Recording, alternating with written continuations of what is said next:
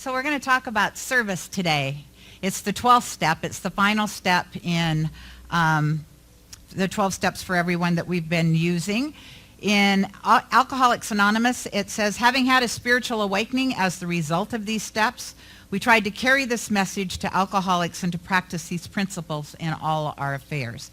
Now remember, we are using this for everyone because I think that each one of these steps is a spiritual practice in and of itself. And so although the steps originated with Alcoholics Anonymous, they've been adopted by everyone everywhere. In the 12 steps for everyone, he says we employed this deeper awareness and transformation of ourselves to help others to solve their problems just as we were helped. And we continued to practice these principles in every decision and action we made. Russell Brand says, look at life less selfishly, to be nice to everyone, and help people if you can. And then finally, Karen Lindsay said, having had a personality change as a result of doing this work, we now venture into the world of service, recognizing that serving others is a powerful way to live. And so I remember when I first found a Science of Mind church until I moved to Santa Fe. There was a song we sang at Reverend Susie's church every single Sunday by John Aston. And it was, why have you come to earth? Do you remember? Why have you taken birth? Why have you come? To love, to serve, to remember. And so we're embodying all that today. Garnet had that beautiful song about testifying to love and to remembering who we are, God in form always. And then to do that, to express that individually and collectively, is to be of service to each other. And how do we do that? So one of the things that is really important to remember, how many of you have handed out money or food or something to someone standing on a street corner? And how many in your mind thought that they should use it for food or they should use it for whatever? Exactly. That's not service. Service is something that we do because it brings us joy. Service is something that we do because we don't have any expectation. And yet when we are of service, automatically we are in that flow of circulation. Automatically things will come back to us organically, as it should. And yet when you stand in the I am giving because I'm expecting something in return, you're cutting off your flow. Because that's not really service. So service is that place of giving of yourself, of your talents, of your treasures.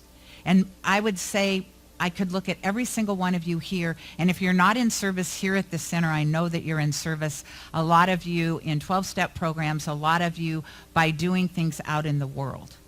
And so I know today I'm kind of preaching to the choir. And yet it's fun to preach to the choir sometimes. It's fun to know that when I'm looking out, there's probably not going to be a lot of light bulbs going off like, oh, I should serve. Because all of you have that servant's heart already. I really believe if you didn't, you wouldn't be sitting here, because that is part of what we teach and who we are as a Science of Mind. That we are servants of the divine by being who we are, not just here on Sundays, by being who we are, how we show up in the world all the time. By being that place of, as Russell Brand said, being nice to everyone all the time. Oh, golly. I can say I've tripped up on that one a couple times. And yet, if we are constantly living the 12 steps, and remember, if you've gone through the 12 steps and you've completed and you're at step 12, if you've actually gone through this for the last 12 weeks, you should throw yourself a party. That's not easy. It takes a lot of courage to work these steps. And once you've worked them, then you can do 10, 11, and 12 over and over again. Because that is basically the meat of it at the end. Not that you can just jump to 10, 11, 12. You need to work them all. But once you work them all, 10, 11, and 12 encapsulate all the previous 9 steps. And so to really be of service, What does that look like? What does that feel like? And why do we do it? I talked about the law of circulation. I think we do it, a lot of us, because it feels good to us. And as humans, I think that there's that connection that we all long for. Every single one of us. It is why when I was asked, why did I want to be an ordained minister? And I said, to build community. That I was called to build community. And when I said it, I didn't even know that was what the calling was. It wasn't the calling when I first got into ministerial school. It wasn't the calling when I started the center in Santa Fe. It took me 2 years to realize what the true calling was, and that was to build community. And why do I want to do that? Because I think it's important that we connect with one another, heart to heart, soul to soul, mind to mind, all the time. And Sundays is a reminder to do that. Sundays is just a plugging back in to say, oh, I might have forgotten. You know, we do our best all the time, and Sunday is a great time to reconnect with people that think like you, that when you look at and you think to yourself, I'm seeing God in form, you know that they're probably thinking the same thing. Because that's what we teach. Each and every one of us uniquely, divinely planted here for a reason. And every single one of you knows your reason. And somewhere in there is service. And it shows up here. It could show up. Service can be very simple. How many of you, I remember Mary Morrissey shared this, and she made amends for it because she does 10, 11, and 12 every night, although she doesn't call it that. It's basically what she's doing. She goes to bed at night, and she reviews her day. And then she looks at, is there anybody or anyone I should make amends to, somebody that I didn't treat respectfully? And she was reminded one time that as she was walking through a grocery store, she got a telephone call from somebody, and she'd been waiting for this gentleman to call. And she knew if she didn't pick it up, that she would probably miss the call, and then they'd be playing telephone tag again. So she picked up the call. She was on the phone. She moved through the line. She got her groceries checked out, went to her car, finished her call, went home. Everything was great. The call was good. Everything that they needed to discuss, they discussed. And then she's laying in bed, and she thought to herself, I don't even know who waited on me at the grocery store. I don't know if the person was male or female. I never said a word to that person. Now, she didn't go back to the grocery store because she didn't know who had waited on her. What she did was she made amends right there. Because being in service is as simple sometimes as when you walk into a grocery store looking at the person that is bagging your groceries or doing the checkout and saying, hey, how's your day going? Now, I know sometimes you're going to say that and they look at you like, why do you want to know? Because most people don't speak to them. They might as well be robots sometimes with the hurry that we go through the line. I just need to get my groceries. Bernie is a good example of speaking to people and seeing people. I got to witness this when I went to Colorado with him, and Courtney is too. Courtney's was a little bit shaky for us, but they get on the plane, they say hello to the stewardesses, and Courtney's question to the stewardess was, are we going to have a good flight out of Denver? And I'm thinking, oh, God, please tell her yes. And the answer was, I don't know, we're flying out of Denver. And I thought, ugh. But it was the conversation. Now, here's what happened with the connection. If none of you have heard about that flight out of Denver, it was not pleasant. And at the end, Courtney said, weren't you scared? I said, I absolutely was. And she said, why didn't you show it? I said, I was busy taking care of you. So God put Courtney next to me so I could do that flight because I was the plane's doing one of these. However, this is what happened as the stewardess came down and she recognized Courtney, and Courtney said, wine, please. And she still had that like glazed terror look in her eye. And the stewardess looked at her, and Courtney went to hand her card, and she said, oh, honey, no. I'm buying this one for you.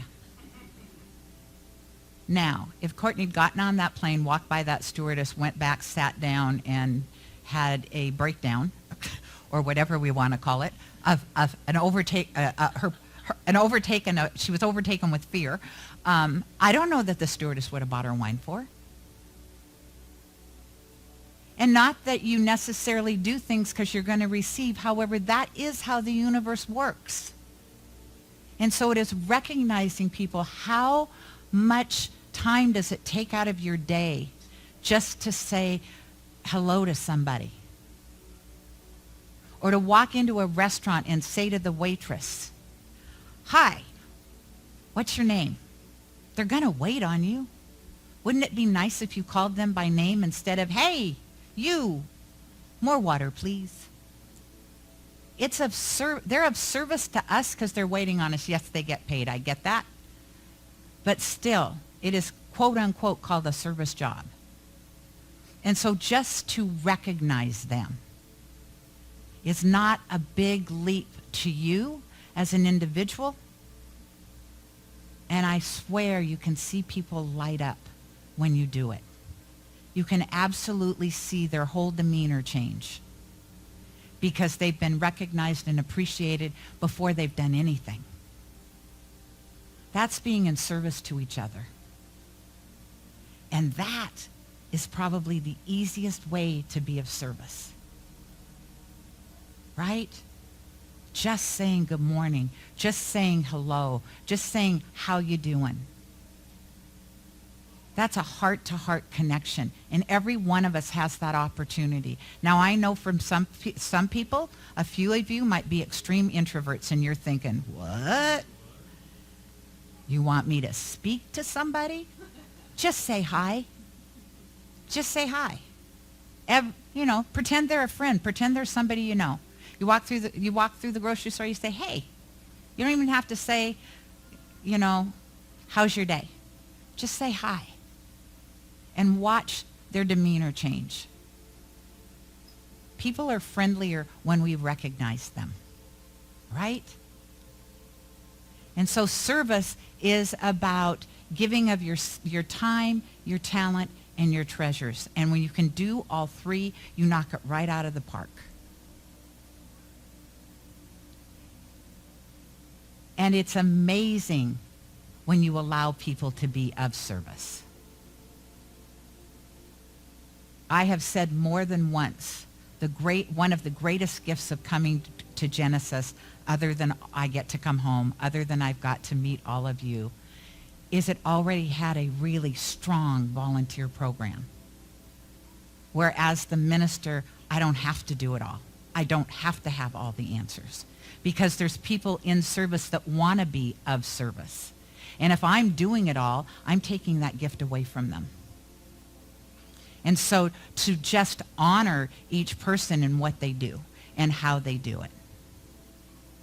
And I really feel very blessed when people step up and say, "I'll do that for you."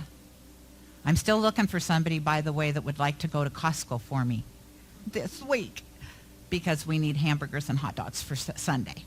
And I'm not going to be here, and I will do that. But I'm just saying, if somebody has a need to go to Costco, let me know. Or if you're, alrighty then. See how quickly that works? It's about, oh, Vinny, your dad's going to be a service to you, sweetheart. So allowing yourself to really be kind. We talk about testifying to love, or the song did. It is about really allowing yourself to step into the truth of who you are, and that is God in form. And I really think that this is so important because I think each one of us misses the boat or forgets. If I really get, when I'm looking out at each one of you, that each and every one of you is a manifestation of God in form, then how dare I be unkind to any one of you?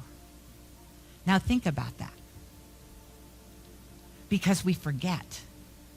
When you're standing having a conversation with someone, if we really get this philosophy, who are you talking to? God in physical form. That's blows me away because I forget that. I don't go into a conversation thinking, oh, I'm talking to God right now. Woof. But what if I did? What if I really remembered that every person I'm having a conversation with is a unique, individualized expression of God? Do you think that would change the world? I do. I absolutely do. And I absolutely forget all the time because I'm human and I'm trying to do that balancing act of remembering. And I can get into my humanness, and I can get into judgment. I can get into all kinds of stuff. And then it's pulling myself back and saying, no, just remember. And here's the other thing to remember of being in service. I don't know if this is part of service or not, but it is that place of, okay, that person gets to be who they are, right? As long as they're not hurting you in any way, shape, or form, if they want to do something and you're thinking, or you feel those needles up your back because you want to not yours to do. Not yours to do. To remember that everybody is here doing the best they can. And part of service work, I believe, is to let them do it. And unless they're doing damage somehow, just be. And that is a real practice with me. I know you're all thinking, oh, she's still got that road rage thing going. I'm better. I am better. Am I perfect? Absolutely not. And what I know is it's God's sense of humor going, oh, let's let her practice again. Let's see. That's why I let Paul drive most of the time now, because then I'm doing perfect. But being of service, owning who we are and why we came. That law of circulation, we can call it paying it forward. Whatever you do, and you do without an expectation, that is service. Right? That is service. That is that deep dive into really giving, where it doesn't matter if you're recognized. It doesn't matter if somebody says thank you, if you know that you're appreciated. Because it's the act of giving that matters. It's the act of giving, and I know each and every one of you do that. Every single person here, I know, gives. And most of you, people would probably be surprised at the level and the extent of the giving that you do. Because you do it with that servant's heart. We have a group of people that I don't know if some of you realize, even though we explain it every year, sometimes it goes, I think, above people's heads. We have a Pick Your Picnic event every single year. How that works is somebody in this community steps up and says, I'm going to host something with my money. And I'm going to invite the community in to participate in that, and all the money they pay to go to that event comes back to the church.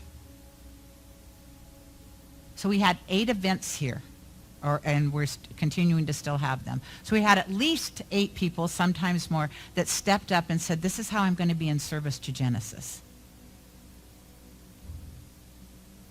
That's amazing work. That is an amazing sense of giving with no expectation of receiving. Opening up their homes, doing all kinds of different things. We've had fabulous events here, and we continue to do so. But that's of service also.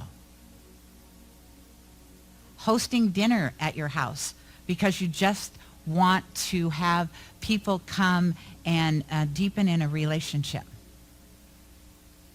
Somebody did that recently at their home, not out of please recognize me for doing this, just out of the heart that she wanted everybody to connect. So how are each of you of service? And then ask yourself, why are you doing it? Are you serving because it brings you joy? Are you serving because it allows you to really feel connection with other people? Are you serving because you have an expectation that you deserve something in return? And like I said, if that's it, revisit what you're doing and why you're doing it, because you're blocking your flow. It is better to not serve than to serve with an expectation of getting something in return. Susie shared with us recently when she was here last week that she gave a talk and somebody had put their words into the offering basket about why they thought what she had said was not appropriate. And it was anonymous. And so the next Sunday, what she got up and said was, the offering basket is a sacred place. If you have something you want to say it to me directly. Please don't put negativity into the offering basket. I hold this space sacred, as I hope all of you do. It's why we have the community meeting. It's where we get to express ourselves. But I invite each of you, if you have something to say it directly to me. Because gossip will kill a community. Absolutely. And so being of service to each other is being not only sacred, it's being transparent. And that's what I know and hope that we're all doing with each other, is being that place of sacred service, of sacred opening up, of giving to each other truly who we are, without any expectation, without any set of rules, just this is who I am. God in form, and that's who each of you are. And so as we close this, I invite you, if you haven't done so already, to sign up for the picnic, because this isn't actually the close. This is the end of the 12 steps. And then Bernie's going to talk about, yes, you are a spiritual warrior. Because I believe once you have done these steps, you become a spiritual warrior. Remember, she talked about it's a spiritual awakening. And I think we do that all the time. It's that level of consciousness where you think that maybe something has resolved itself. You're like, I'm so done with that. Right? And your consciousness is for a moment. It might be for a week. It might be for 2 weeks. It might be for 2 years. And then it's going to circle back around and you're going to go, really? I thought that I had resolved this. And you had, at a level of consciousness you were at the time. And what your soul knows is coming back around, because now you're ready to go deeper. And that's service work to yourself. To really understand that you are God-informed and you always awakening to that truth within you. A deeper dive into peeling back all of those stories you've told about yourself, all of those walls you've built, and to allow yourself to be who you've really come here to be, and to stand in that truth and to know that truth. Then you can be of service. Absolutely. And I think it was Orson Wilde that said, I'm not sure, I'm going to have to look that up again. Be yourself. Everybody else is taken. That's why we say unique, individualized representation of God in form. That is who you are. That is why you're here. Let's pray. And so standing right here and right now, knowing and holding this truth of one power, one presence, one life, that is God's life, that is my life, that is all of your lives. There is no separation. There is just that energy that we all are. And so knowing that this is true, knowing that that is why we are called here, to grow, to expand, to become more conscious and aware of the gifts we bring that are uniquely ours, that are being called for us to share and to give and to express in the world. I know right here and right now that each of you begin to take a breath, to truly allow yourselves to experience the truth of who you are, to listen to that still, small voice from within that whispers to you gently, grow, grow, grow. And so I know that all of us are here by divine right action and planning, and how blessed we are to share this time, this space, this wondrous expression of each other, knowing that we are one. And so I give thanks for that. I give thanks for knowing that. I give thanks for being that. I give thanks for each expression of God sitting here, right here and right now, knowing that as they own who they are, it opens up their heart wider as they breathe deeper into the essence of truth. And so I turn all of these words over, knowing that as it is spoken, it is done. The universe has said yes, and we say yes right back. I let go, I let God, and so it is. Amen.